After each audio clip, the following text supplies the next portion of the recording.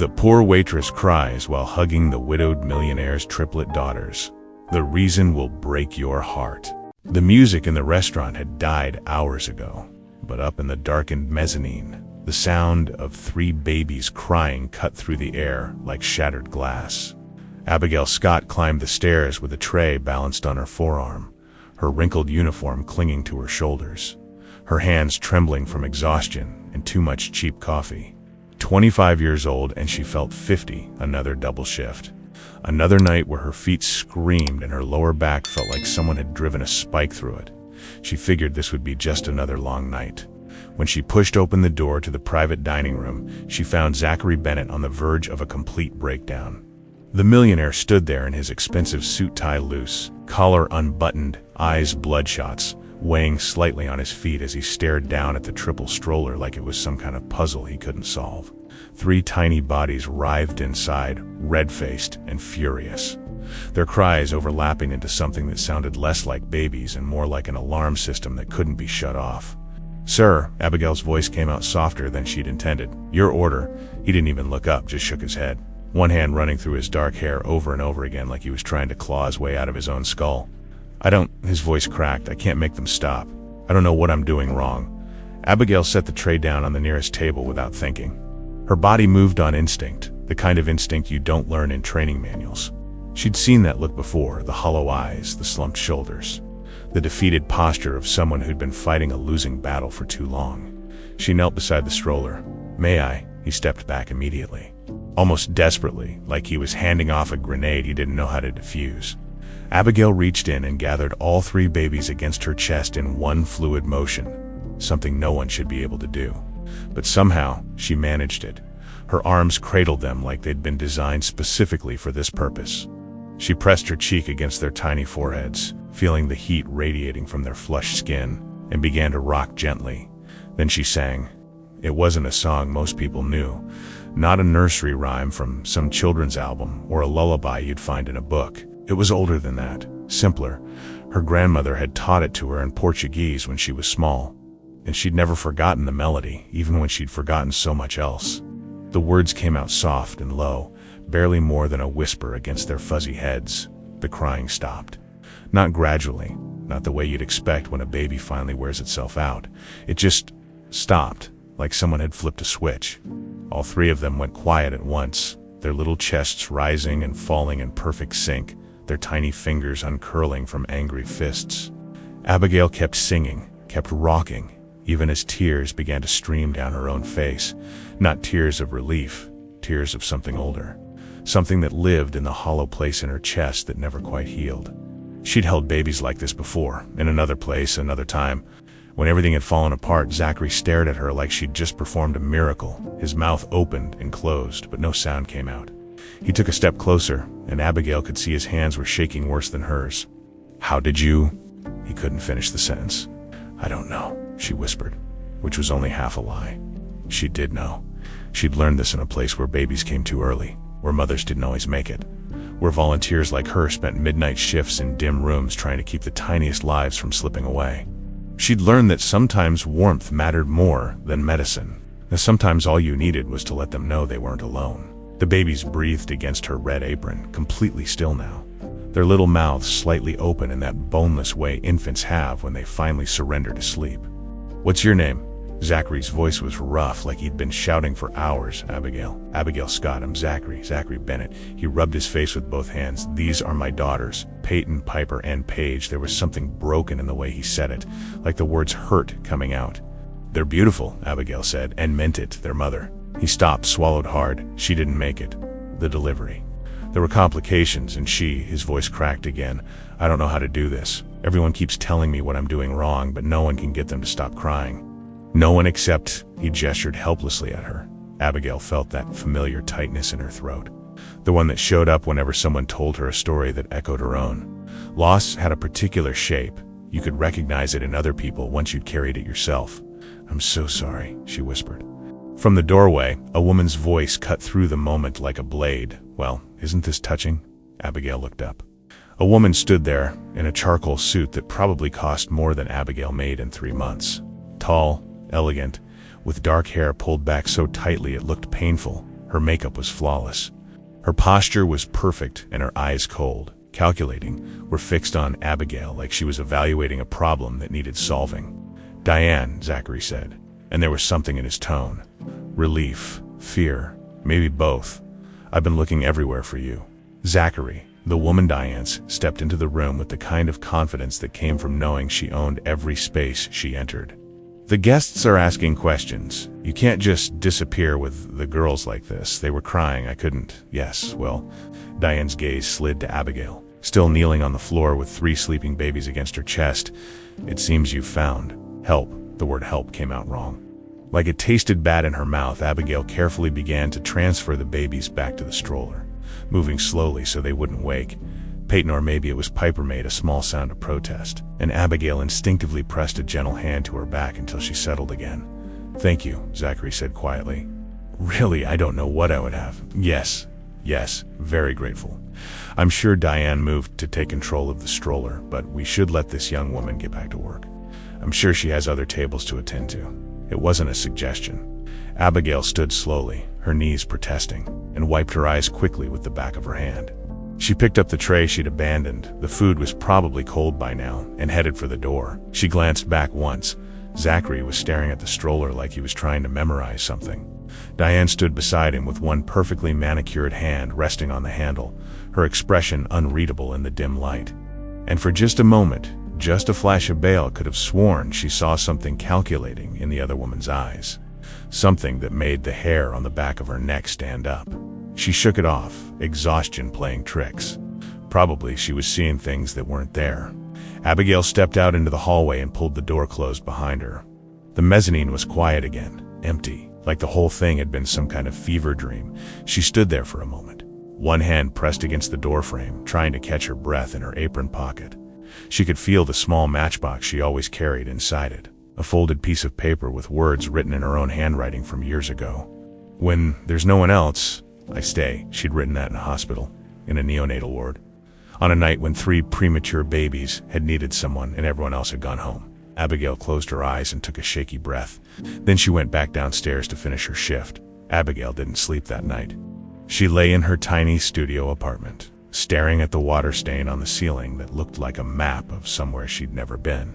And all she could see were those 3 little faces, the way they'd gone quiet in her arms, the way the smallest one had gripped her finger with that desperate newborn strength, like she was holding on for dear life. It reminded her too much of before.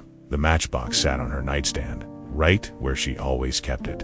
She reached for it without looking, her fingers finding it by muscle memory.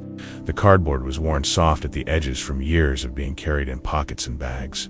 She opened it carefully. Inside, folded into a tiny square, was the note. She didn't need to unfold it to know what it said. She'd written those words herself 3 years ago, in handwriting that had been shakier than it was now.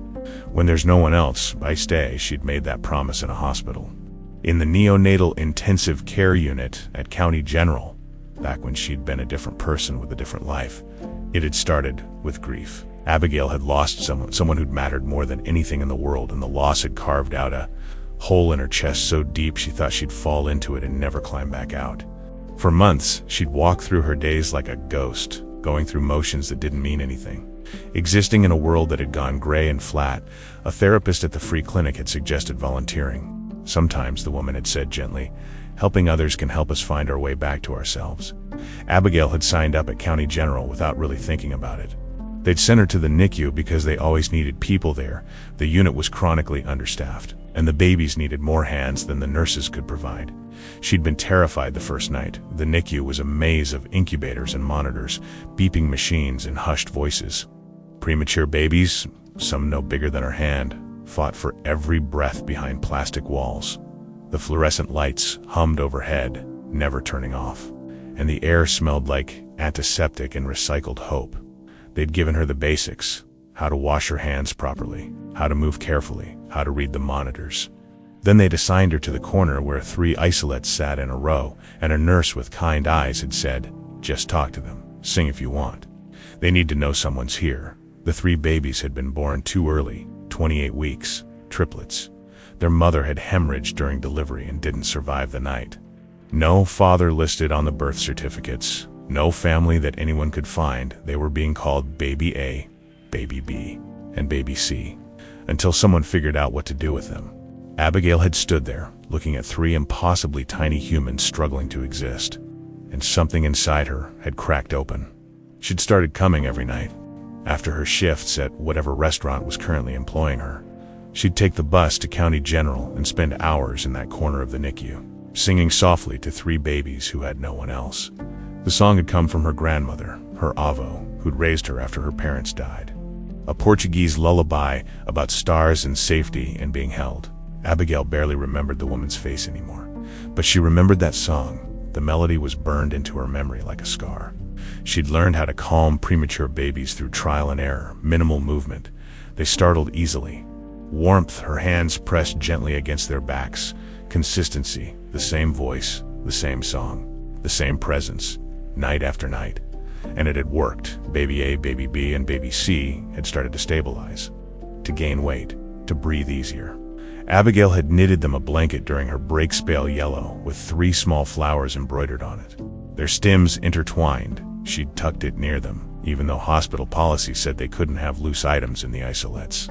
The nurses had looked the other way on the last night, when the babies were finally strong enough to be transferred to another facility, to be placed in foster care until adoption could be arranged. Abigail had written the note. She'd tucked it into the folds of the blanket, along with the instructions for the song, and left it there like a message in a bottle. When there's no one else, I stay. It had been a promise to herself as much as to them. A reminder that even when everything else fell apart, even when the world went dark, you could still show up, you could still be there. She'd never seen those babies again. Abigail closed the matchbox and set it back on the nightstand. She told herself it was coincidence. Lots of people had triplets, lots of babies cried. The fact that Zachary's daughters had responded to the same song didn't mean anything. Except it did feel like something. She rolled over and stared at the clock. 4:47 a.m. Her next shift started at noon. She should sleep. Instead, she got up and made instant coffee in the microwave, standing at her tiny kitchen counter in an old t-shirt and sweatpants while the city slowly woke up outside her window. Her phone buzzed, a text from Marco, the security guard at the restaurant. "You okay? Saw you leave last night. Looked rough," she typed back. "I'm fine. Long shift. Those babies get to you." Abigail stared at the screen. Marco had worked at the restaurant for years. He'd seen everything. He also happened to be one of the few people who'd been nice to her when she first started, always accepting the coffee. She brought him on cold nights, always asking how she was doing, like he actually cared about the answer. She finally typed something like that rich people problems. He sent back, "Bennett's got a whole team of people. They'll figure it out." She wanted to believe that she really did. But something about the way Zachary had looked at his daughters like he was drowning, and they were the only thing keeping him afloat, and also the thing pulling him under had lodged itself under her ribs and wouldn't let go. And something about Diane. Abigail had learned to read people working in restaurants. You had to. You learned who tipped well and who didn't, who was going to be difficult and who'd be easy, who to avoid and who might actually treat you like a human being. Diane had looked at her like she was a problem, like she was something that needed to be managed and then disposed of. Abigail shook her head. She was reading too much into it. The woman was probably just protective. Zachary had said everyone kept telling him what he was doing wrong. Maybe Diane was just another person trying to help. She drained her coffee and went to take a shower. The hot water helped, but not much. She kept seeing those 3 little faces, kept feeling the weight of them against her chest, kept hearing that sudden, perfect silence when they'd stopped crying. It had felt like recognition, which was crazy. Babies didn't remember things from when they were that young. And the idea that Zachary's daughters could be the same 3 babies from County General, the odds were impossible. Except, the timing would be about right. 3 years ago, triplets, mother who didn't survive. Abigail turned off the water and stood there dripping, her heart pounding. No, she was making connections that weren't there. Grief and exhaustion were playing tricks on her mind, making her see patterns in chaos, because humans were wired to do that. Because sometimes the brain couldn't handle randomness and needed everything to mean something. She got dressed for work, clean uniform, hair pulled back, the matchbox transferred to her new apron pocket like always, and headed out into the morning. The restaurant wouldn't open for hours, but she had prep work to do.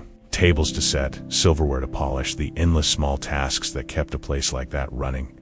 She took the bus and watched the city slide past the windows, people heading to work, people heading home, everyone moving through their own private worlds, carrying their own private weight. When she got to the restaurant, Marco was just finishing his night shift.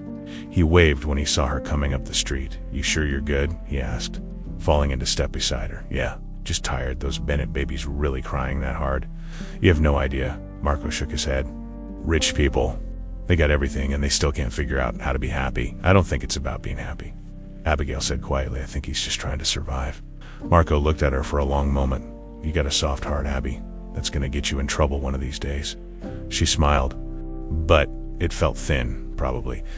He clapped her on the shoulder and headed off toward the bus stop. Abigail unlocked the employee entrance and stepped into the restaurant's dim interior. The mezzanine stairs were right there. She looked up at them and felt something twist in her chest. Those babies needed someone. And their father, broken, overwhelmed, clearly drowning, needed help that he wasn't getting, but it wasn't her place. She was just a waitress who'd happened to be in the right spot at the right time. Nothing more. Abigail turned away from the stairs and headed to the supply closet to grab her cleaning supplies. She had work to do. Zachary Bennett came back to the restaurant 3 nights later. Abigail saw him walk in with the triple stroller, Diane Spencer gliding alongside him like a shadow in expensive heels.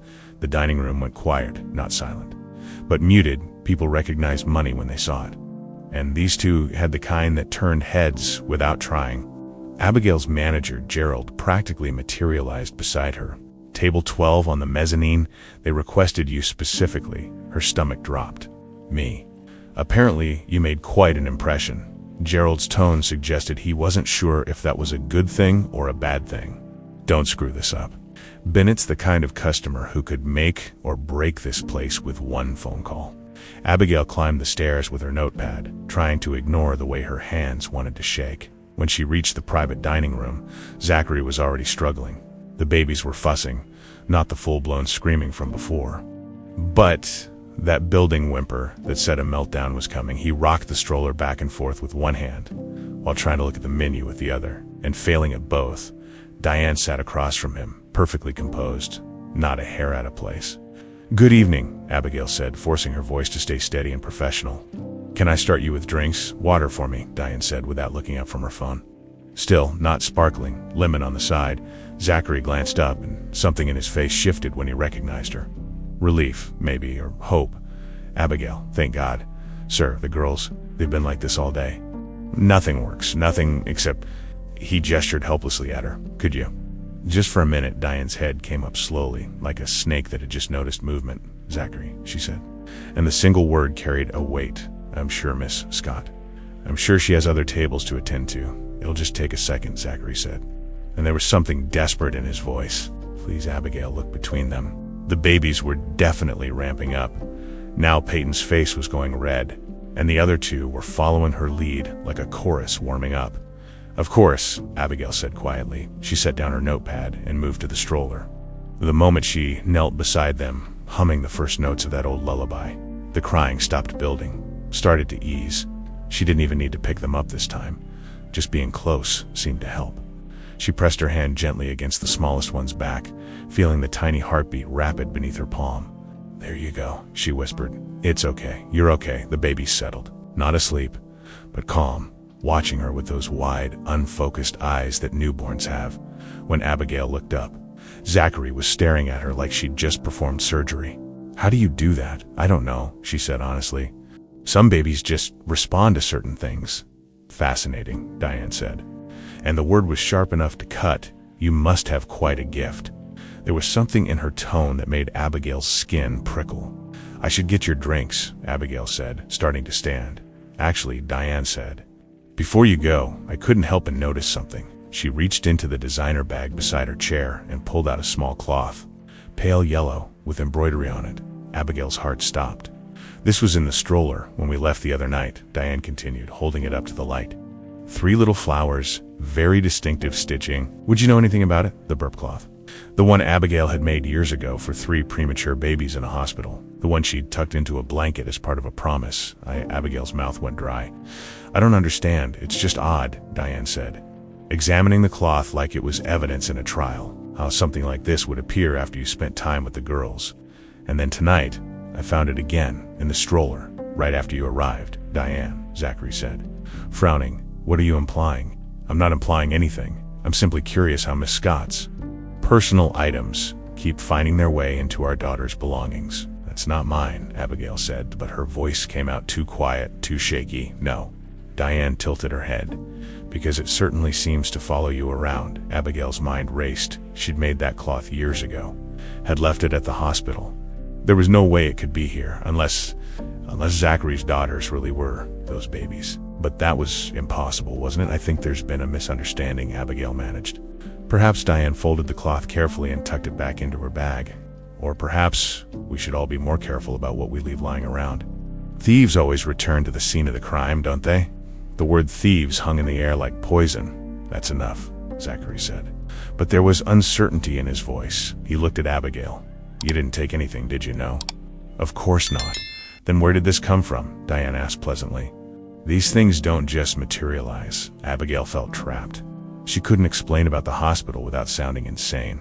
Couldn't prove the cloth was hers without admitting she'd made it for babies she had no legal connection to. Couldn't do anything except stand there while Diane built a cage around her with nothing but implications and raised eyebrows. I should get your drinks, Abigail said again, backing toward the door. Yes, Diane said. You should. Abigail fled. It got worse. Over the next week, Zachary came back twice more, each time. The babies were inconsolable until Abigail appeared. Each time Diane watched her with those cold, calculating eyes, and each time something went missing. First it was a pacifier, found later in Abigail's apron pocket, though she had no memory of putting it there. Then, a small rattle discovered in her locker by Gerald, who pulled her aside with a concerned expression and asked if everything was okay at home. Then the embroidered cloth again. This time tucked into the cleaning supplies closet where Abigail stored her things between shifts. I didn't take these, she kept saying, but the evidence was mounting, and her denials were starting to sound hollow even to her own ears. Diane never accused her directly, never raised her voice, just asked innocent questions with a smile that didn't reach her eyes. How strange that these things keep appearing near you. You must be very attached to the girls. It's almost like you think they belong to you. Zachary grew more conflicted. Abigail could see it in the way he looked at her, half grateful, half suspicious. The baby still reached for her, still calmed at her voice. But now, when she tried to help, he'd hesitate, pull back slightly, create distance. Maybe you should stay back, he said one night, apologetically, just for now. Until we figure out what's going on. It felt like a door closing, Marco noticed. You okay? You've been jumpy all week. They were standing outside the restaurant during Abigail's break. The city noise washing over them. Someone's setting me up, Abigail said quietly. Setting you up how? Making it look like I'm stealing from the Bennetts. Marco frowned. Why would anyone do that? Because I'm getting too close to those babies. And someone doesn't like it. The Ice Queen. Marco had seen Diane. Everyone had, yeah, she's got that vibe. But why you? You're just being nice. That's the problem, Abigail said. I think she sees me as competition. Competition for what? Control. Marco was quiet for a moment. Then, you want my advice? Walk away. Rich people and their drama, that's quicksand. You get pulled in, you don't get out. I can't. Why not? Because those babies needed her. Because something in her gut said they were connected in a way she didn't fully understand yet. Because walking away felt like abandoning them all over again. I just can't, she said. That night, Diane cornered her. Abigail was clearing the table after the Bennetts had left when Diane reappeared. Alone, she must have circled back while Zachary took the babies to the car. A word, Diane said, not a request. Abigail straightened, plates still in her hands. Ma'am, let's not pretend we don't understand each other. Diane's voice was silk over steel. You've formed an attachment to Zachary's daughters. I'm just trying to help, are you? Diane stepped closer, because from where I'm standing, it looks like you're inserting yourself into a family that isn't yours, making yourself indispensable, playing the savior. It's not what I'm doing. No, Diane smiled. Cold and sharp. Then explain why you keep taking their things, why you seem to know exactly what they need before their own father does. Why you're so desperate to be near them. I'm not desperate. They're babies who cry, and I happen to know how to calm them down. Convenient. Diane examined her manicured nails. You know what I think? I think you're lonely, broken, maybe. And you've decided that fixing Zachary's family will somehow fix whatever's wrong with you. The words hit harder than Abigail expected, but here's the thing, Diane continued. Those girls don't need you. They have me. They have their father. They have everything money can buy. What they don't need is some waitress with a savior complex playing house. I'm not stay away from them. Diane's voice dropped. If I catch you anywhere near those babies again, I'll make sure you lose more than this job. Do we understand each other? Abigail's hands tightened on the plates. Crystal clear. Good, Diane swept out, leaving Abigail standing alone in the empty dining room, shaking with anger and something that felt dangerously close to fear. Because Diane was right about one thing. Abigail was broken. Had been since the hospital, since before that, really. But she wasn't inserting herself into this family for selfish reasons. At least she didn't think she was. The smallest baby page. Zachary had called her, only fell asleep when Abigail held her finger, only stopped crying when she sang. That had to mean something, didn't it? Abigail carried the plates downstairs, mind racing. She needed to figure out what Diane was really after. Why she was so determined to push Abigail away, what she had to gain from keeping Zachary isolated and dependent, but most of all, she needed to find out the truth. Were Zachary's daughters the same 3 babies from the hospital? And if they were, what did that mean? 3 days after Diane's threat. Abigail was taking out the trash when Marco caught her arm. "Hold up," he said, glancing around the alley like he was checking for surveillance. "I need to show you something, Marco. I'm in the middle of... This is important." He pulled a small flash drive from his jacket pocket, the nanny cam footage from the mezzanine. From the Bennett's private room, Abigail's heart kicked into overdrive. "What? How did you..." "The system backs everything up to the security office. I'm not supposed to have access, but..." He pressed the drive into her hand. "You need to see this, trust me." "Why, what's on it?" Marco's jaw tightened. "Proof that you're not crazy. Proof that someone's been messing with you." Abigail stared at the tiny piece of plastic in her palm. "You could lose your job for this." "Yeah, well," he shrugged. "You bring me coffee on cold nights. Figure I owe you one, Marco. Just watch it. And be careful who you tell." He headed back toward the restaurant. "That woman Diane, she's bad news, Abby. Whatever she's up to, it's not good." Abigail closed her fist around the flash drive and shoved it deep into her apron pocket. She waited until she got home to watch it. Her laptop was old and slow, wheezing to life on her kitchen counter while she paced the tiny apartment. The sun had gone down an hour ago, and the city lights filtered through her window, painting everything in shades of amber and shadow. When the files finally loaded, there were dozens of them, time-stamped recordings from different nights, different angles. The camera was positioned high in the corner of the mezzanine dining room, probably meant to catch theft or vandalism. But it had caught something else entirely. Abigail clicked on the first file. Grainy footage, black and white. The private dining room empty except for the triple stroller parked near the wall. The timestamp read 11:47 p.m. after closing, when the restaurant was supposed to be empty for a long moment. Nothing happened, then a figure entered the frame. Diane Spencer, still in her tailored suit. Heels clicking silently on the recorded footage, she moved with purpose, like she'd done this before. Like she knew exactly where the cameras were and how to angle herself.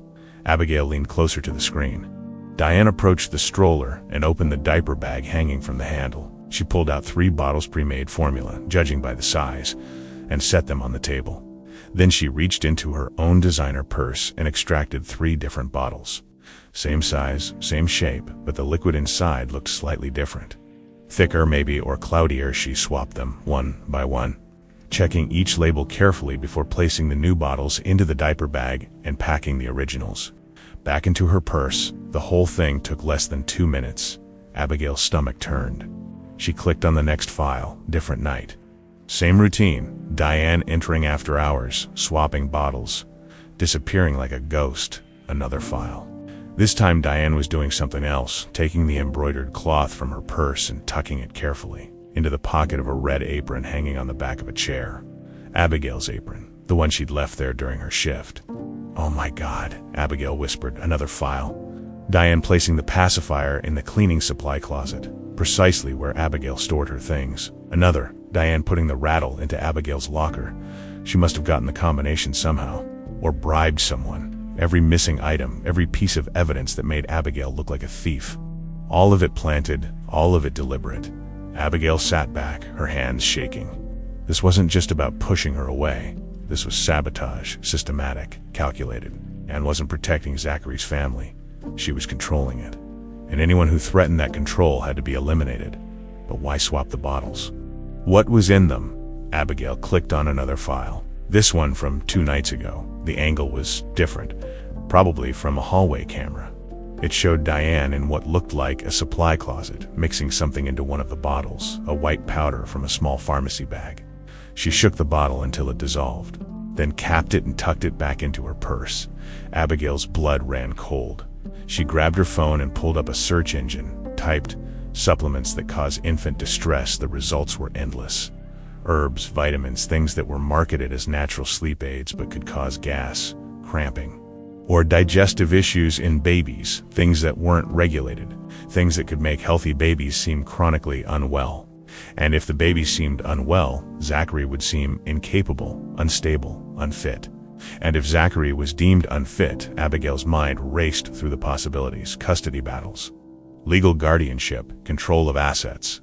Diane was Zachary's lawyer. She'd have access to everything: his accounts, his assets, his children. If she could prove he was incompetent, she could take over completely. And 3 crying babies who never settled would be the perfect evidence. Except they did settle. With Abigail, which made Abigail the problem. Abigail ejected the flash drive with trembling hands and held it up to the light. This was evidence, real evidence, the kind that could expose everything. It was also dangerous. Diane Spencer didn't strike her as the kind of woman who'd go down quietly. If she found out about this footage, if she knew Marco had given it to Abigail, Abigail's phone buzzed, a text from an unknown number: "Stop asking questions." Her heart stopped. Another text: "Walk away while you still can." Abigail stared at the screen, pulse hammering in her ears. She hadn't told anyone about the footage except Marco. And she'd only just watched it. How could Diane possibly know unless she was watching? Unless she had eyes everywhere. Abigail went to her window and looked out at the street below. Cars parked along the curb. People walking dogs. A couple arguing under a streetlight. Everything normal. Everything ordinary. But she couldn't shake the feeling that someone was out there, watching. She grabbed her laptop, the flash drive, and her phone, and shoved them all into her backpack. Then she grabbed her jacket and keys. She couldn't stay here. Not tonight. Marco lived in a walk-up in a neighborhood that was gentrifying slowly, old buildings getting fresh paint. Corner stores turning into coffee shops. Abigail buzzed his apartment at midnight, praying he was home. "Yeah." His voice crackled through the intercom. "It's me, Abby." A pause. Then, "Come up." He met her at the door in sweatpants and a faded t-shirt, concern written all over his face. "What happened?" "I watched the footage," she said. Stepping inside, "You were right. Diane's been planting evidence, but it's worse than that. She's been swapping the baby's bottles, putting something in them." Marco's expression darkened. "What kind of something?" "I don't know, some kind of supplement or medication, something that's making them sick." "Why would she do that?" Control. Abigail paced his small living room. "If the babies are constantly crying, constantly unwell, Zachary looks incompetent. And if he looks incompetent, she can take over. Legally, financially, everything. That's insane. It's also genius. In a sick, twisted way."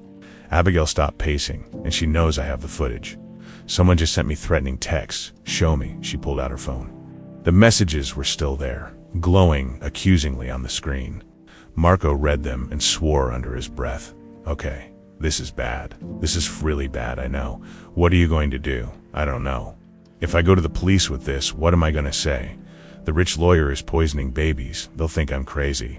And Diane has money. She has connections. She'll bury me. What about Zachary? He won't believe me. He barely trusts me as it is. And Diane's got him so twisted up, so dependent on her judgment. So what? Then you just let her get away with it." Abigail sank onto Marco's couch, suddenly exhausted. "I don't know. I just can't let those babies suffer. I can't walk away knowing what she's doing." Marco sat down beside her. "You know what you need?" "What?" "More evidence, something that connects Diane to whatever she's putting in those bottles. Something undeniable." "Like what?" "Like the original bottles she's been swapping. If you can get one of those and have it tested, prove there's something in there that shouldn't be. That's hard evidence. That's something even rich lawyers can't talk their way out of." Abigail thought about it. The diaper bag. She puts the swapped bottles back in her purse, but the ones she takes out go into the diaper bag. "If I could get my hands on one. How? I don't know, but I'd have to try." Marco was quiet for a moment. "Then you can crash here tonight. Tomorrow we figure out a plan." "Thank you," Abigail whispered. "Hey." He bumped her shoulder. "You bring me coffee, I give you a couch." "That's how this works." She managed a weak smile. But as she lay on Marco's lumpy couch that night, staring at the ceiling and listening to the city hum outside, She couldn't stop thinking about those three little faces, about the way they'd calmed in her arms, about the way the smallest one had held her finger like an anchor. If they were the same babies from the hospital, if that connection was real, then she'd already failed them once by walking away. She couldn't do it again, even if it meant going up against someone like Diane Spencer. Even if it meant risking everything. Abigail closed her eyes and felt for the matchbox in her jacket pocket. Hanging on the arm of the couch, when there's no one else. I stay. She'd meant it then, she meant it now. Abigail went back to work the next day like nothing had happened. She smiled at customers, took orders, refilled coffee cups, moved through her shift like a machine on autopilot while her mind spun in circles, trying to figure out how to get her hands on one of those bottles without getting caught. The Bennett family didn't come in that night, or the next, by the third day. Abigail was starting to think maybe they'd gone somewhere else. That maybe Diane had convinced Zachary to stay away from the restaurant entirely, and from her. Then Gerald pulled her aside during the dinner rush. Bennett party just called. They'll be here in 20 minutes. Mezzanine again.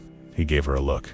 Whatever's going on between you and them, keep it professional. I don't need drama. There's no drama, Abigail lied. Good. Keep it that way. 20 minutes later. She climbed the stairs with her notepad, heart hammering against her ribs. Zachary was already there, looking more exhausted than she'd ever seen him. Dark circles under his eyes, shirt wrinkled, hair uncombed. The babies were crying, not the desperate wailing from before, but that constant grinding whimper that said they'd been at it for hours. Diane was nowhere in sight. Abigail, Zachary said, and his voice cracked on her name, thank God. I know I said you should keep your distance, but I can't. I don't know what else to do. They won't stop. Nothing works. She set down her notepad. Where's Diane? Meeting with a client. She said I needed to learn to handle them on my own. He laughed. But it came out bitter. Clearly that's going great. Abigail moved to the stroller. The babies were red-faced and sweaty, their little fists clenched. When she knelt beside them and started humming that same old lullaby, they began to calm almost immediately. Zachary watched like he was witnessing a miracle.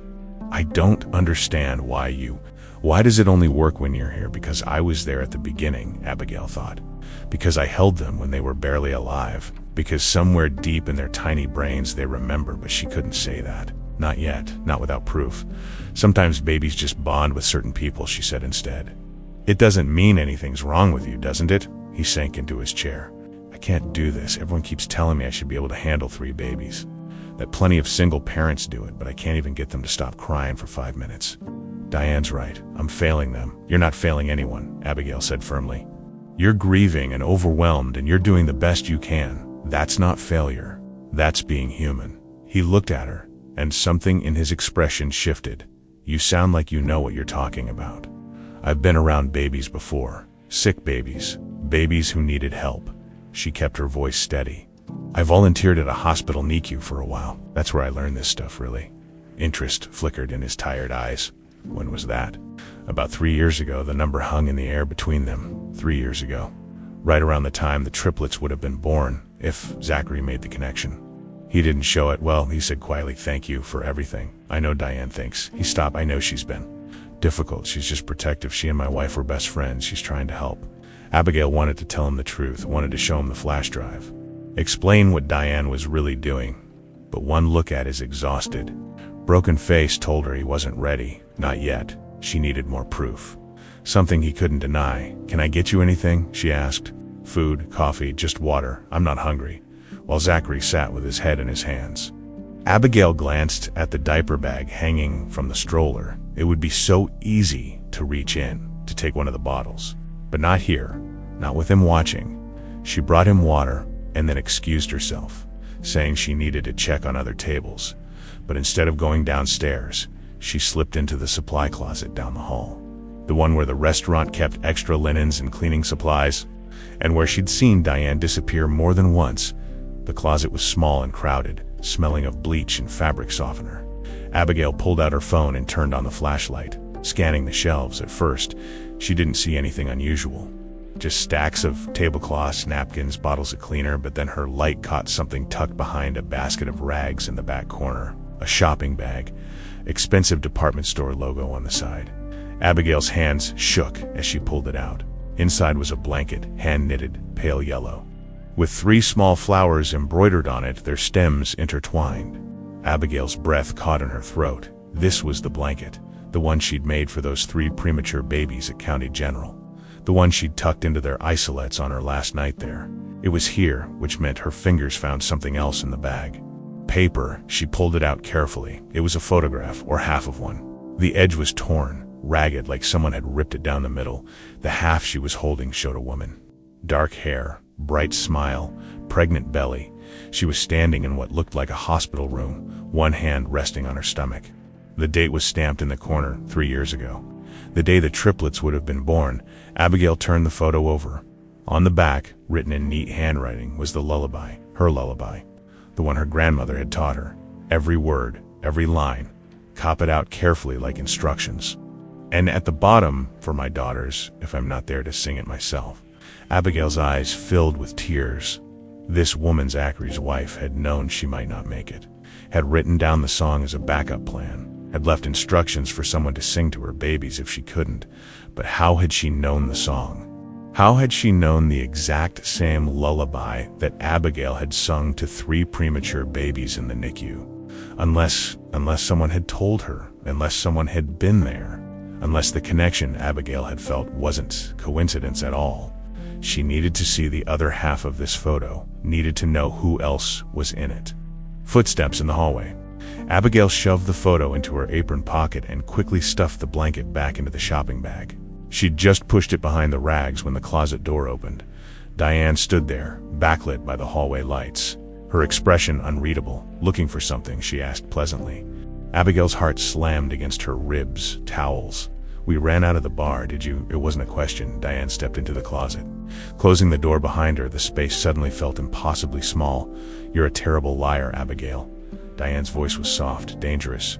I can always tell when someone's lying.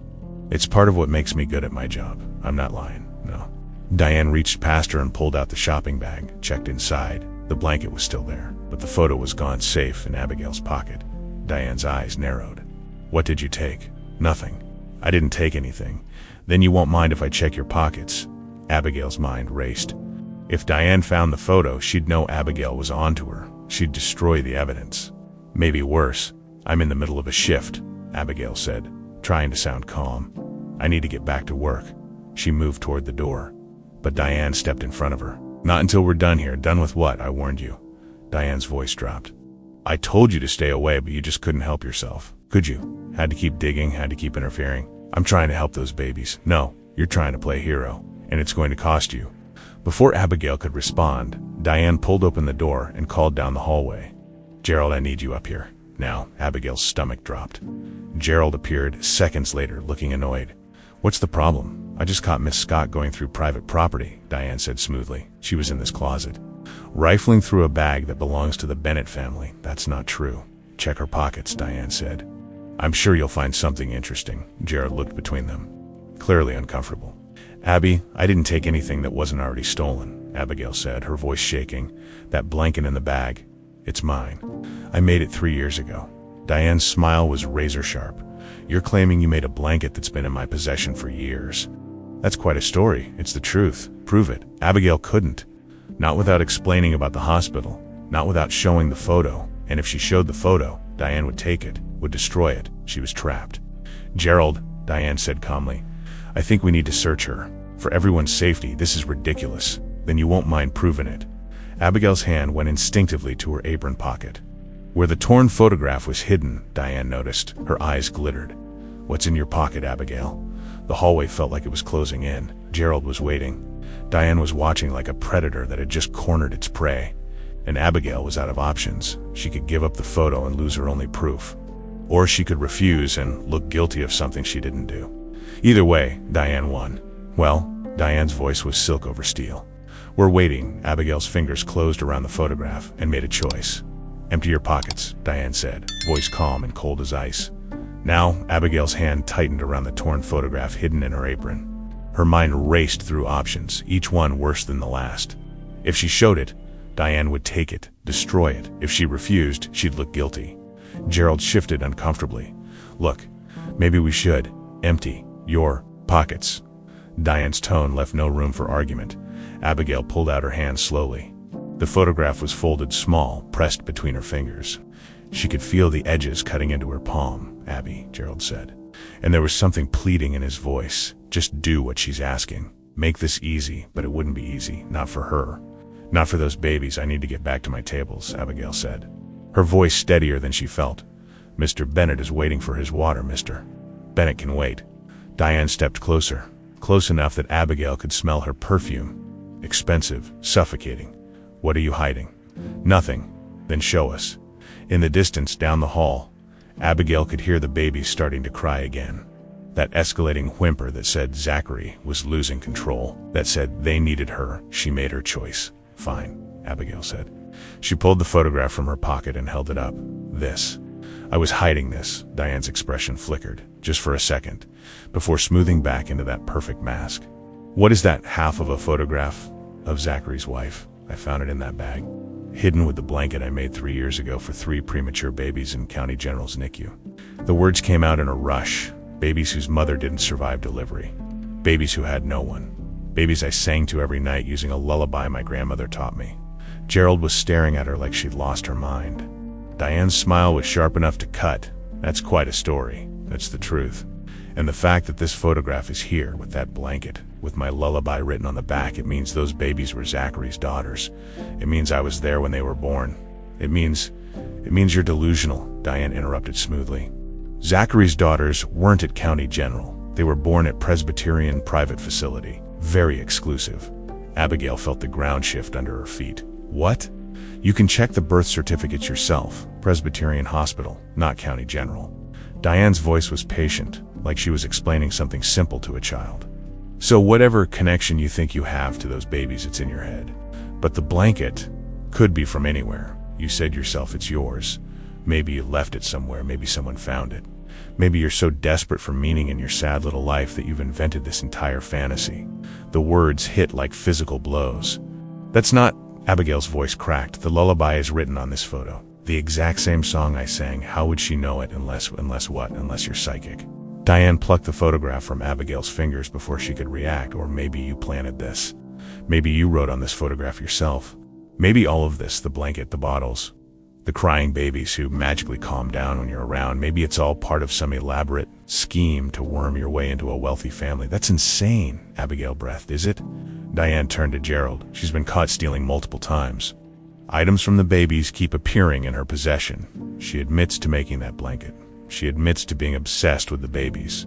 And now we find her hiding in a supply closet, going through private property, with a torn photograph she claims just magically connects her to a family she has no relationship with."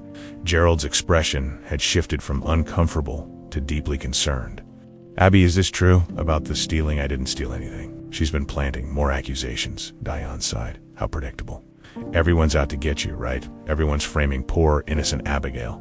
Check the security footage." Abigail said desperately. "Marco gave me..." She stopped. Too late. Diane's eyes glittered. "Marco gave you what?" Abigail's mouth went dry. If she mentioned the flash drive, Marco would lose his job. Maybe worse. And without him, she had no allies left. "Nothing," she whispered. Diane tucked the photograph into her purse. "I think we're done here. Gerald, I'd like this woman removed from the premises. Immediately, and I'll be filing a police report for theft and harassment."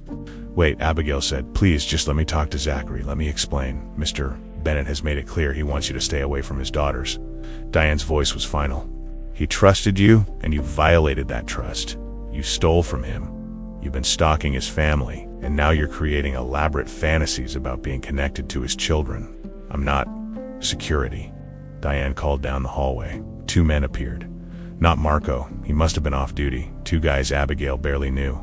"Escort Miss Scott off the property," Diane said pleasantly. "Make sure she takes all her belongings. She won't be coming back, Gerald."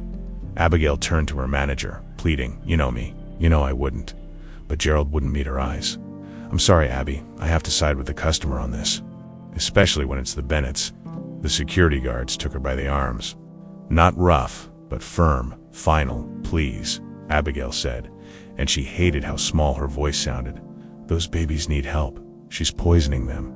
She's making them sick so she can control. And now she's making wild accusations," Diane said to Gerald.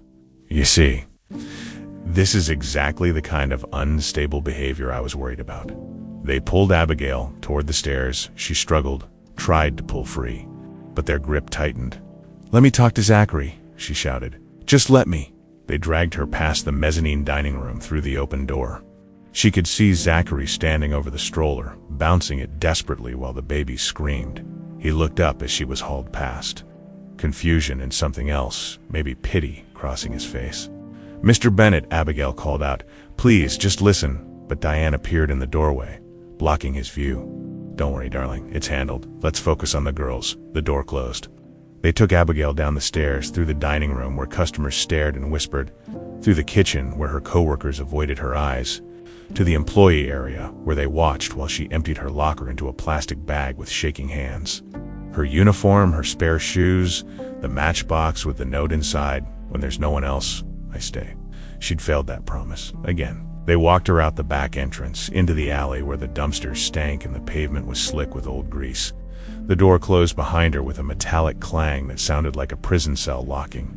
Abigail stood there in the cooling evening air, plastic bag clutched to her chest, and felt the world tilt. She'd lost her job, lost access to the babies, lost the photograph, her only proof of the connection. Lost everything, and Diane had won. The sky was darkening overhead, clouds gathering for rain. Abigail started walking, not sure where she was going. Just walking because standing still felt like drowning. Her phone buzzed. "Marco, what the hell happened?" "Gerald just told me you were fired." She couldn't respond, couldn't find the words. Another text. "Where are you?" She typed back with numb fingers. "Gone, Abby. Talk to me." But what was there to say? That she'd tried to help and made everything worse. That she'd let those babies down. That Diane Spencer was destroying a family, and Abigail was powerless to stop it. The first drops of rain started to fall. Abigail tilted her face up to the sky and let them hit her cheeks. Mixing with tears, she hadn't realized she was crying. She'd been so sure. So certain that the connection was real, that those babies were the same ones from the hospital, that she was meant to save them. But maybe Diane was right. Maybe it was all in her head. Maybe she was just a broken woman projecting her own trauma onto strangers. Maybe she'd invented this entire fantasy because she couldn't face the reality of her own empty life. The rain came harder. Abigail walked until she found a bus stop, sat on the bench under the inadequate shelter, and watched the city blur through sheets of water. She pulled out the matchbox, opened it with fingers that wouldn't stop trembling, unfolded the note. "When there's no one else, I stay." But she hadn't stayed. She'd been thrown out, escorted away like a criminal, like someone dangerous. Maybe she was dangerous, maybe her need to fix things, to save people, to make up for her own losses. Maybe that need was toxic. Maybe it hurt more than it helped. A car pulled up to the curb, Marco's beat-up sedan. He rolled down the window. "Get in." Abigail didn't move. "Abby, you're soaked. Get in the car." She stood slowly, mechanically, and climbed into the passenger seat, brought the rain in with her, dripping onto his upholstery. Marco didn't say anything, just drove. They ended up back at his apartment. He made her coffee she didn't drink, gave her a towel she barely used, sat beside her on the couch while she stared at nothing. "Tell me what happened," he said finally. So she did. All of it. The photograph, Diane's accusations, Gerald's betrayal, the security guards, Zachary's pitying look as she was dragged past. "She took the photo," Abigail said, and her voice sounded hollow. "The only proof I had. She took it, and now there's nothing, no evidence, no connection, nothing." Marco was quiet for a long moment. "Hey, you still have the flash drive. What good does that do?" "I can't show it to Zachary. I can't get near him." Diane's made sure of that. "So we go to the police and tell them what? That a rich lawyer is maybe putting supplements in baby bottles. They'll laugh me out of the station, especially now that I've been fired for theft." "You weren't fired for theft. You were fired because Diane wanted you gone. Same result." Abigail closed her eyes. "Those babies are going to keep suffering. And there's nothing I can do about it. There's always something you can do." "Like what?" Marco didn't have an answer. Outside, the rain pounded against the windows, washing away everything, leaving nothing but gray sky and the sound of water rushing through gutters. Abigail sat in the dim apartment and felt herself sinking. This was the bottom, the lowest point, where hope went to die. She'd tried to help and lost everything, and somewhere across the city, 3 babies were crying, and no one was listening. Zachary Bennett didn't sleep that night. He sat in the nursery at 3 in the morning. Holding Pajor was at Piper while she whimpered against his shoulder. The other 2 were finally asleep in their cribs. But this one wouldn't settle, hadn't settled for hours. He'd tried everything the bottle Diane had prepared. The white noise machine, the swaddle technique, the latest nanny had shown him before she quit. Nothing worked. He was so tired he could barely see straight. "Please," he whispered into his daughter's tiny ear. "Please, just sleep. I don't know what else to do." The baby cried harder. Zachary's eyes burned. His arms ached. His entire body felt like it was made of lead.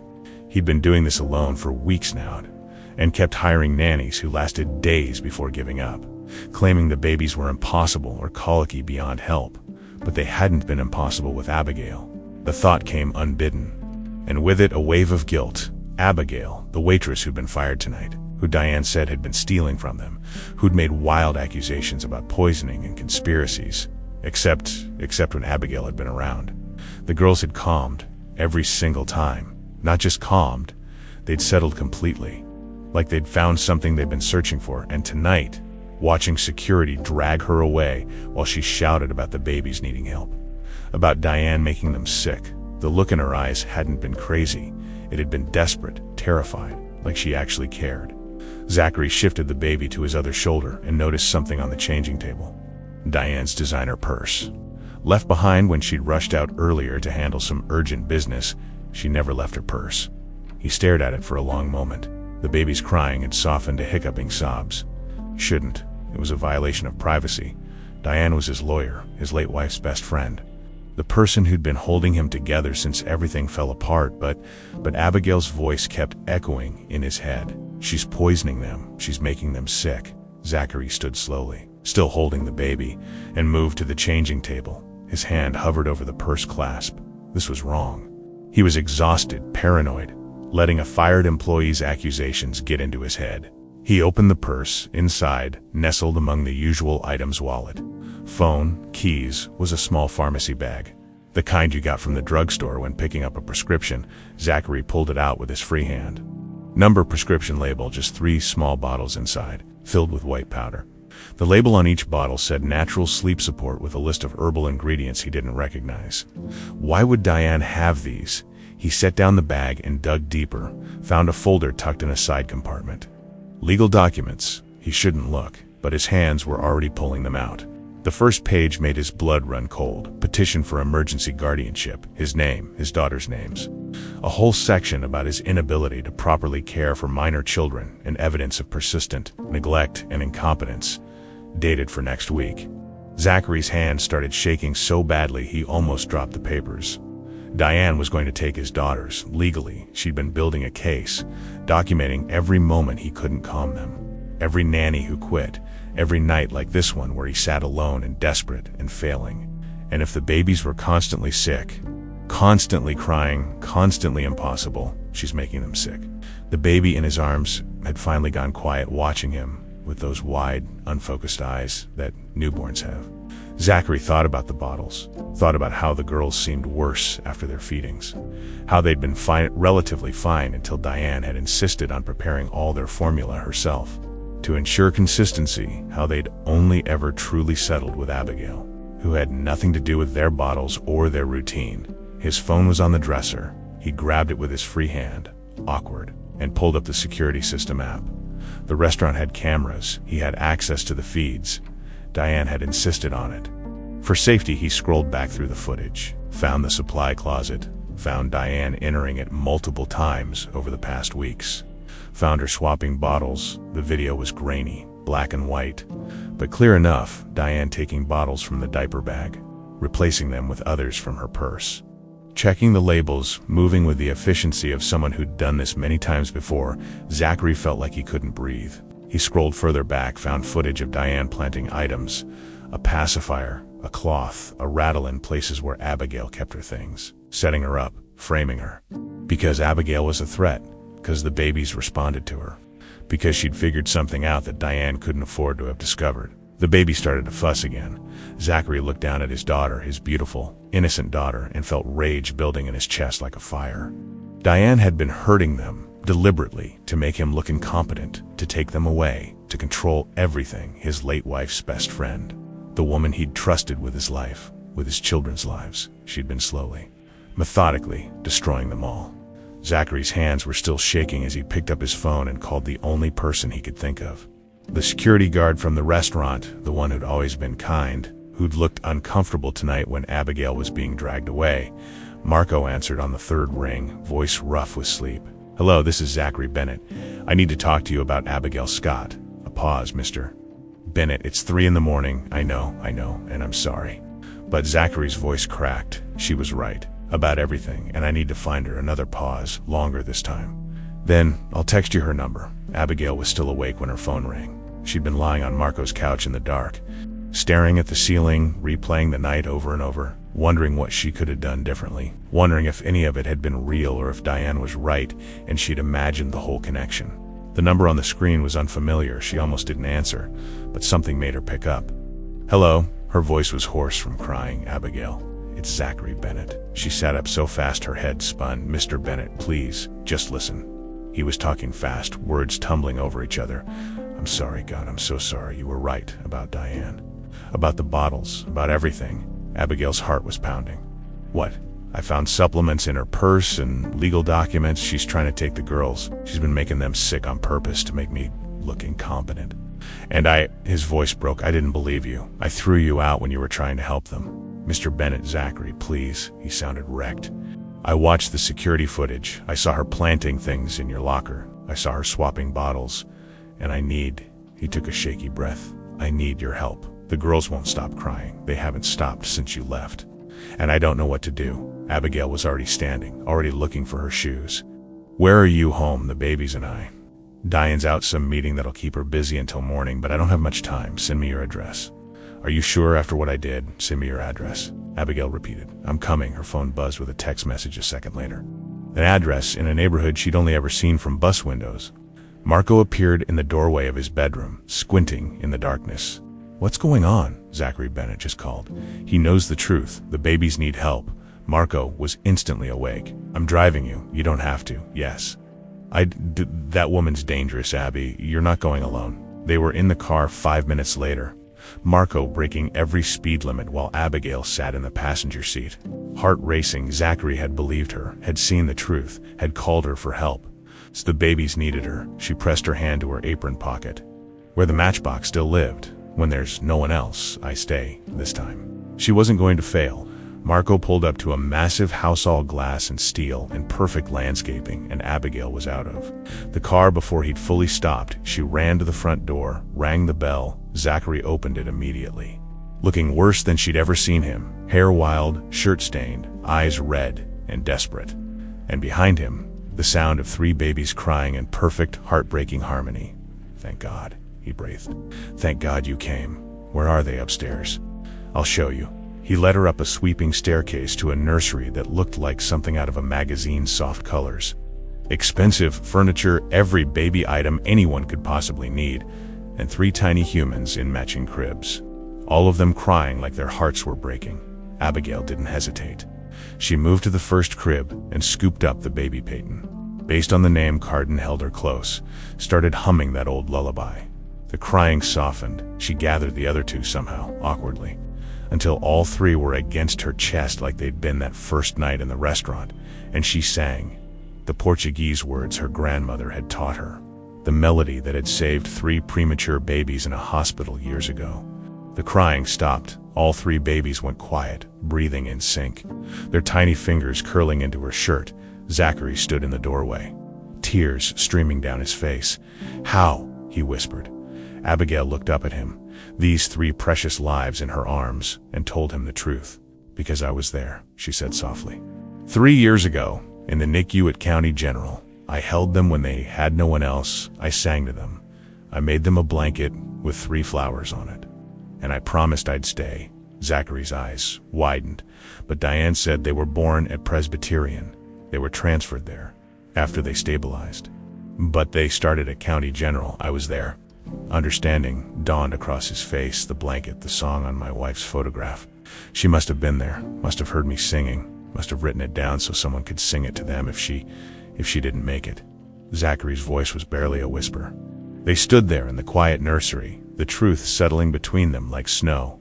These babies knew Abigail because she'd saved them once before, and now she was saving them again. The babies were finally asleep when Marco came upstairs, phone in hand and concern written all over his face. "We need to move fast," he said quietly. I just got a text from one of the guys at the restaurant. Diane's heading back. She'd be here within the hour. Zachary's face went pale. An hour. That's not enough time to what? Abigail asked, carefully laying the last baby Piper into her crib. What are you planning? I don't know. Zachary ran his hands through his hair. Call the police. Show them the supplements. The footage. With what evidence? Marco said. Those bottles in her purse. She say they're hers. For personal use. The footage shows her swapping bottles, but it doesn't prove what's in them. We need to test one of the bottles, Abigail said. The one she's been giving the babies. If we can prove there's something in them that shouldn't be, the pediatrician, Zachary said suddenly. Dr. Chun, she's been treating the girls since they were born. She knows me. She'd believe me. Marco checked his phone. It's 4 a.m. She's not going to answer. She will. I'm a major donor to the hospital. They gave me her emergency number. Zachary was already pulling out his phone. She'd come if I ask. He dialed, put it on speaker. After 3 rings, a woman's voice answered, groggy but professional. Dr. Chun speaking. Dr. Chun, it's Zachary Bennett.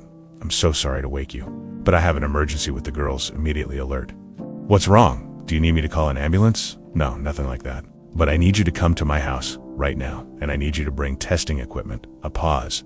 Testing equipment. Zachary, what's going on? I think someone's been putting something in their formula, something that's been making them sick. I need you to test it, and I need you to document everything for legal purposes. The pause was longer this time. Are you saying someone's been poisoning your daughters? Yes, my lawyer. Diane Spencer Zachary. That's a serious accusation. I have evidence, video footage, supplements in her purse. Legal documents showing she's trying to take custody. Please, Dr. Chun, I need help. Another pause. Then, I'll be there in 30 minutes. Don't touch anything. Don't let anyone else in the house. And if you have any of the bottles in question, isolate them. Use gloves if you have them. Thank you. Zachary breathed. Thank you so much. He hung up and looked at Abigail and Marco. Okay, we have 30 minutes. What else do we need? The flash drive, Abigail said. Marco, do you still have it? In the car, I'll get it. While Marco ran downstairs, Abigail turned to Zachary.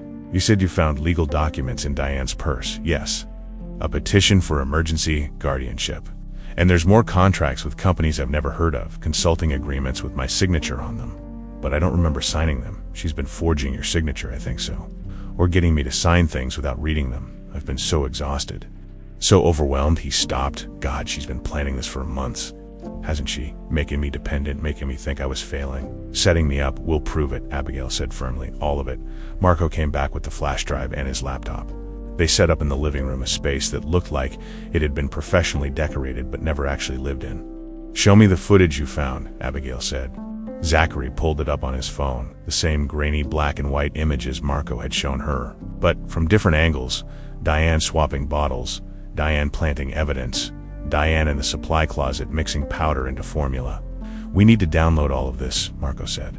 Multiple copies, cloud storage, everything, in case she tries to delete it, while Marco worked on that. Abigail examined the supplements Zachary had found in Diane's purse. The labels were vague, natural herbs and sleep support. But when she looked up the ingredients on her phone, her stomach turned. These aren't approved for infants, she said.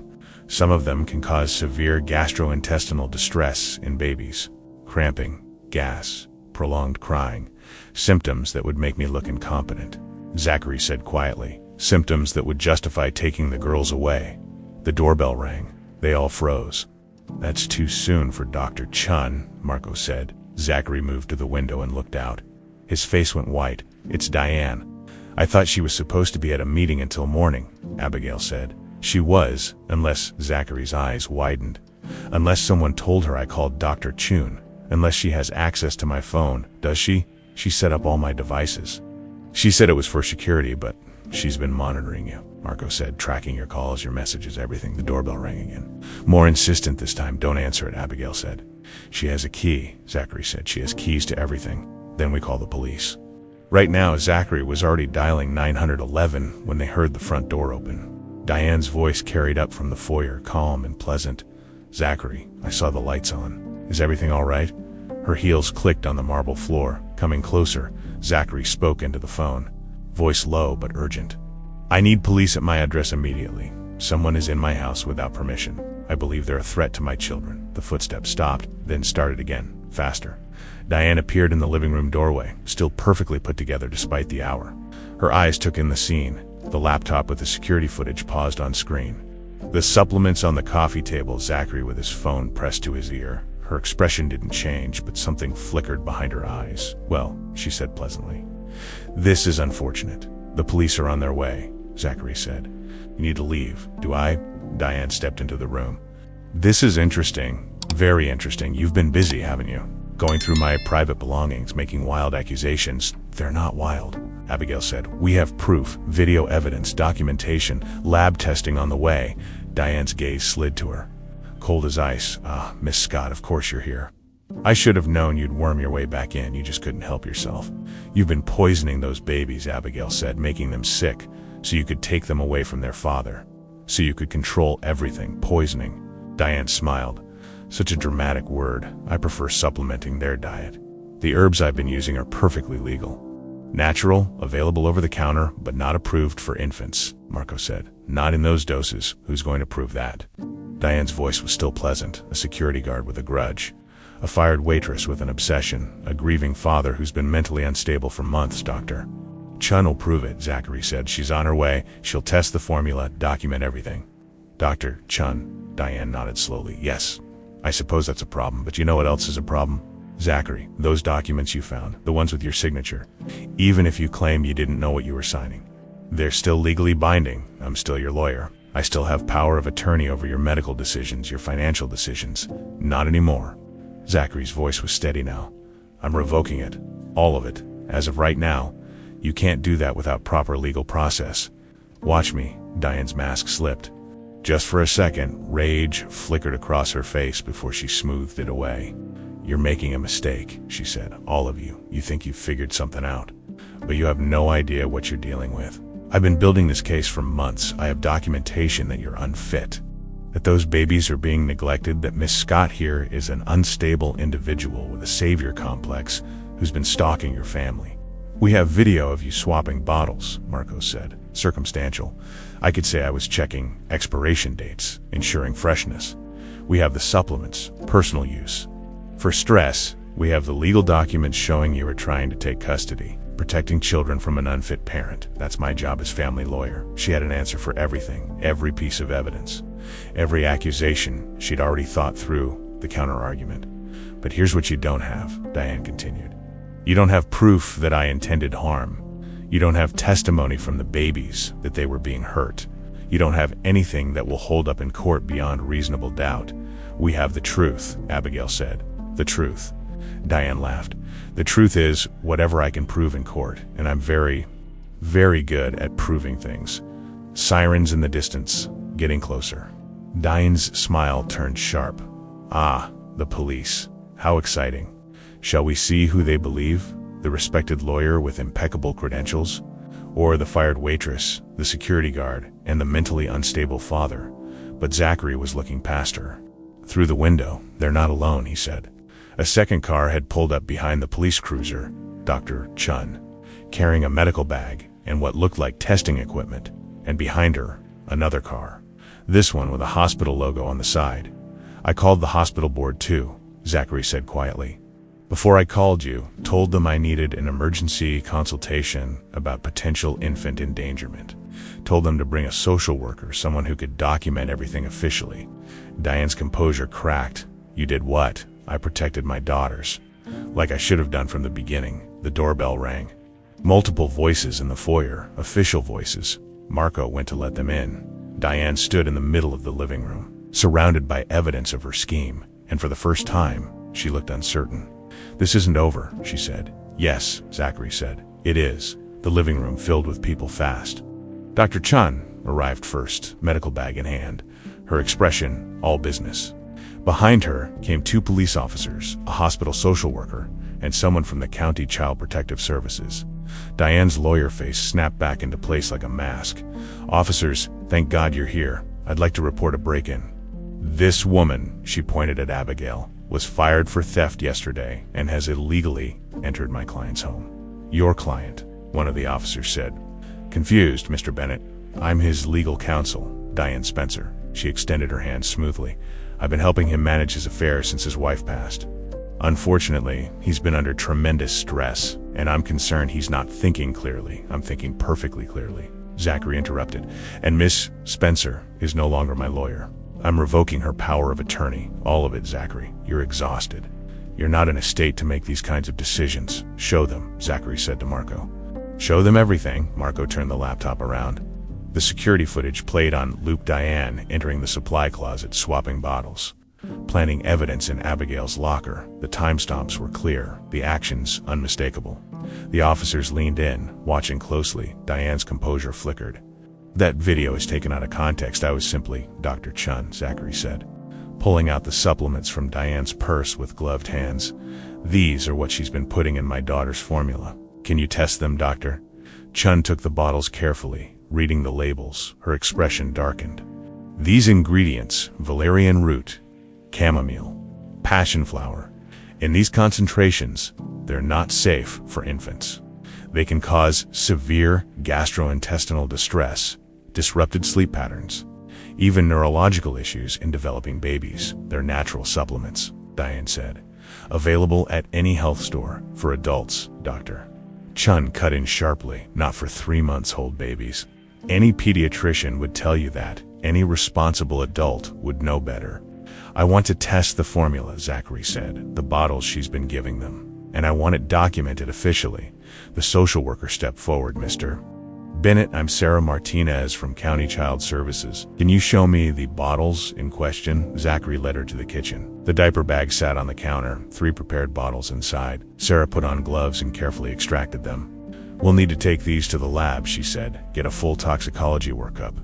But based on what Dr. Chun is saying about those supplements, this is serious. It's a misunderstanding, Diane said, but her voice had lost its edge. I was trying to help. The babies were crying constantly. I thought natural remedies might.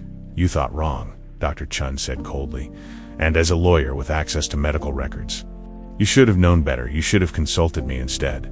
You took it upon yourself to medicate infants without parental consent or medical supervision. I had Mr. Bennett's consent. He signed documents giving me authority under false pretenses, Zachary said. He pulled out the guardianship petition, the forged contracts, all the paperwork he'd found. She's been planning to take my daughters, making them sick so I'd look incompetent, building a legal case to have me declared unfit. One of the officers took the documents, flipping through them. Ma'am, did you prepare these? I'm a lawyer. I prepare documents. That's my job.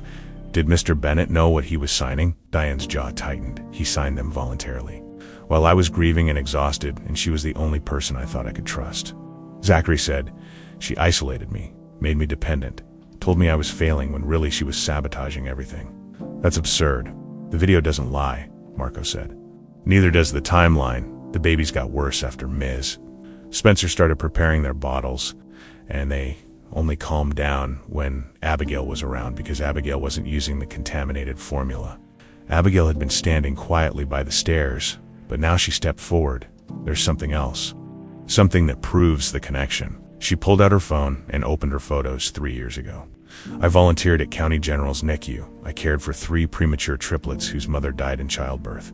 I made them a blanket yellow with 3 flowers embroidered on it, and I sang them a lullaby my grandmother taught me. She showed them the photo she'd taken of the blanket back then.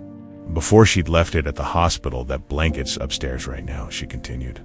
In the nursery, I found it hidden in a supply closet at the restaurant where Ms. Spencer has been staging evidence against me. Dr. Chun's eyes widened. Wait, are you saying those babies were Zachary's daughters? Abigail said.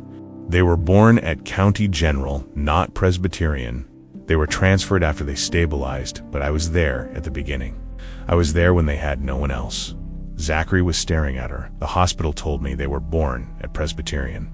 That's what all the records said, because someone changed them, Abigail said quietly. Someone who had access, someone who wanted to control the narrative from the start. All eyes turned to Diane. Her face had gone pale. That's a lie. A desperate lie from a woman who's been stalking this family. Then explain the blanket.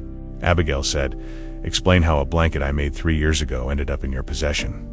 Explain how Zachary's late wife knew the exact lullaby I sang, the one written on the back of a photograph you've been keeping. What photograph? Dr. Chun asked. Show them. Abigail said to Diane, the one in your purse, the one you took from me yesterday. Diane's hand went instinctively to her bag. Ma'am, one of the officers said. I'm gonna need to see that. This is harassment, ma'am. The bag. Dan's hands were shaking as she pulled out her purse. The officer took it gently but firmly and pulled out the torn photograph, half of a picture. A woman with dark hair, smiling, heavily pregnant. "That's my wife," Zachary said, his voice cracking. "That's Emma. There's writing on the back," the officer said. Turning it over, "It's a song in Portuguese, my lullaby," Abigail whispered. "The one I sang to the babies." Zachary took the photograph with trembling hands. "Read the words. Read the note at the bottom." "For my daughters, if I'm not there to sing it myself," Emma knew, he said. She knew she might not make it. She must have heard Abigail singing in the NICU. Must have written this down as a backup plan. "But if this is only half," Dr. Chun said, "where's the other half?" Abigail pulled out the matchbox from her pocket. Opened it. Inside, folded carefully next to her note, was another piece of paper, the other half of the photograph, the one she'd found in the supply closet before Diane had caught her. She unfolded it slowly. The other half showed Emma in the hospital bed, holding 3 tiny babies and standing beside her. Hand on her shoulder was a younger Diane, smiling, supportive, every inch the loyal best friend. The two halves fit together perfectly. The tear was clean, deliberate. "You tore it in half," Zachary said, staring at Diane. "Why?" "Because," Diane said, and her voice had gone flat, emotionless. "Your wife was supposed to leave you. We had it all planned. She was going to take the babies and come with me. We were going to start over together, but then she went into labor early and everything went wrong and she stopped. Closed her eyes. She died," Diane continued. "And you got everything. The house, the money, the babies. Everything that should have been ours." The room went silent, "So you decided to take it anyway," Abigail said quietly. "I spent months planning it. Changing records so no one would know the babies had been at County General. So no one would connect them to that volunteer who'd been there. I thought I'd covered everything. But then you showed up, you and your stupid song and your stupid connection, and they responded to you like they'd been waiting for you. Because they had been," Abigail said. "Because I was there when they needed someone. Because I promised I'd stay," Diane laughed. "But it came out broken. You know what's funny? Emma heard you singing that night. When she came to see the babies in the NICU, she asked me to write it down for her. Said it was the most beautiful thing she'd ever heard. Said if anything happened to her, she wanted someone to sing it to her daughters." She looked at Abigail with something that might have been hatred, or might have been envy, or might have been grief. "It should have been me," Diane whispered. "I should have been the one they needed. I should have been enough, but you weren't," Zachary said, "because you were too busy trying to control everything to actually love them." The officers moved forward. "Miss Spencer, you need to come with us. We have questions." A lot of questions. Diane didn't resist as they put handcuffs on her wrists. She just stood there, looking at the photograph. The two halves finally reunited, and the mask was completely gone now. Just a woman who'd wanted something so badly she'd destroyed everything trying to get it. They let her out. The house felt different without her in it, lighter, like a weight had been lifted. Dr. Chun cleared her throat. "I'm going to need to examine the babies. Make sure they haven't suffered any lasting damage from those supplements." "Of course," Zachary said, "and we'll need statements from everyone." One of the remaining officers said, "This is going to be a long investigation. Whatever you need," Zachary said. "I just want my daughters safe." Sarah, the social worker, was typing notes on her tablet. "Mr. Bennett, I'm going to recommend supervised visits only until we can confirm the babies are healthy, and you have proper childcare in place." "I'll do it," Abigail said. Everyone looked at her. "I'll help, if Zachary wants me to. I know these babies. I know what they need." Zachary looked at her, and something in his expression broke open. "You'd do that?" "After everything, I made a promise," Abigail said simply, "when there's no one else. I stay, then I accept," Zachary said. Gratefully, Sarah made another note. "We'll need to do background checks, home visits. But given the circumstances, on your documented history with the infants, I think we can work something out." Upstairs, one of the babies started to cry. Then another, then the third. Abigail looked at Zachary. "May I?" He nodded. She climbed the stairs to the nursery, to 3 little girls who'd been waiting for her to come back. And when she gathered them close and started to sing that old Portuguese lullaby about stars and safety and being held, they settled against her chest like they'd finally found home. 3 months later, the afternoon sun streamed through the windows of the Bennett house, painting everything in warm gold. Abigail sat on the living room floor, surrounded by toys and 3 babies who were finally thriving. Peyton was on her back, grabbing at a rattle. Piper was doing tummy time, making tiny, frustrated noises, and Paige sweet, Quiet Paige was curled against Abigail's side, watching her sisters with wide, curious eyes. The house looked different now, lived in. There were bottles drying on the kitchen counter, blankets draped over the couch, board books scattered across every surface. The perfect magazine staging was gone, replaced by the beautiful chaos of actual life. Zachary came downstairs, hair still damp from a shower, looking more rested than Abigail had ever seen him. "There, awake," he said, smiling. "I thought I heard laughing." Peyton discovered her feet, Abigail said. "It's been very exciting." He sat down beside her, reaching out to tickle Piper's back. The baby made a sound that might have been a giggle. Dr. Chun called, he said. Final test results came back. All three are completely healthy, no lasting effects from the supplements. Abigail closed her eyes in relief. "Thank God," she said. "It's because we caught it early. Because you figured it out." He looked at her. "You saved them." "Again, we saved them," Abigail corrected. "You believed me when it mattered. Barely, and way too late." Zachary's voice was heavy with regret. "I let Diane manipulate me for months. I should have seen what she was doing. You were grieving. You were exhausted. You trusted someone you thought was your friend." Abigail shifted Paige to her other arm. "That's not your fault. Still feels like it." They sat in comfortable silence for a moment. Watching the babies, Peyton had abandoned the rattle and was now trying to eat her own fist. Piper was making another attempt at pushing herself up. Paige dozed peacefully. Tiny fingers wrapped around Abigail's thumb. "The lawyer called too," Zachary said. "My new lawyer. The one who's actually on my side." "What did she say?" "Diane's taking a plea deal. Falsification of medical records. Child endangerment, fraud, forgery, the list goes on. She'd probably get 3 to 5 years. Plus permanently losing her law license." Abigail felt a complicated knot of emotions: relief, sadness, anger, and the babies. The custody question, resolved. Sarah from Child Services signed off on everything. "You passed all the background checks with flying colors. The supervised visits are officially over." He paused. "Which means we need to talk about what happens next." Abigail's heart stuttered. "What do you mean?" "I mean," Zachary ran a hand through his hair. "You've been living here for 3 months. Helping with the girls full time, but we never really discussed long-term plans. I don't even know if you want to stay, or if you were just helping until things got sorted out. Do you want me to stay?" "Yes." The answer came immediately, no hesitation. "God, yes, the girls need you. I need you. But I also don't want you to feel trapped or obligated. You have your own life, your own dreams. And this," he gestured around, "this wasn't what you signed up for." Abigail looked down at the 3 babies, at Peyton with her chubby cheeks, at Piper with her determined little scowl, at Paige sleeping peacefully in her arms. "Actually," she said softly, "I think maybe it was, 3 years ago, when I was at the hospital, when I held 3 premature babies who had no one. I made a promise. And then I walked away. I told myself it was because they were being transferred, because they'd be adopted by a good family, because my job was done, but really I walked away because I was scared. Because losing people hurt too much, and caring meant risking that pain again." She swallowed hard. "But these babies, your daughters, they didn't let me walk away. They found me again, or maybe I found them. Either way, I'm here.